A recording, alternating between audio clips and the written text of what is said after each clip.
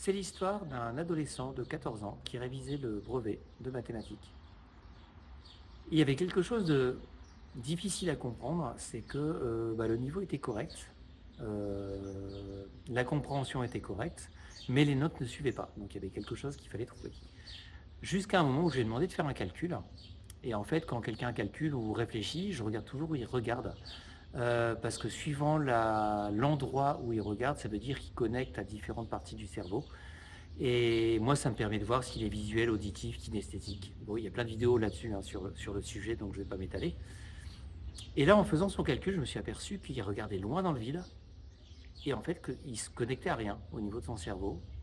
Donc j'ai arrêté. Je lui ai dit, mais tu t'aperçois que là, tu es un petit peu en mode panique quand tu calcules.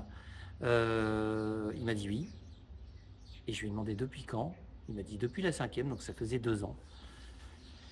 Et alors, on n'est pas trop rentré dans les détails, mais en fait, il a vécu 2-3 expériences malheureuses, hein, c'est-à-dire qu'un calcul qui a échoué, 2-3 à la suite, et ça génère du stress.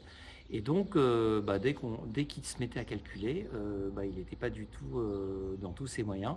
Et forcément, avec la panique, il finissait par donner toujours les mauvaises réponses, donc ce qui n'aide pas. Donc à partir de là, une fois que le diagnostic a été posé, c'est très facile, hein, il y a des techniques très expéditives. Là, en l'occurrence, comme il fallait vite, je lui ai fait remarquer qu'à chaque fois qu'il calculait, non seulement il regardait dans le vide, mais il y a ses épaules qui se tendaient, ça veut dire que son corps a appris à paniquer de cette manière. Et il a suffi de 2-3 tentatives en disant, regarde, allez, détends tes épaules, à chaque fois que je lui donnais un calcul.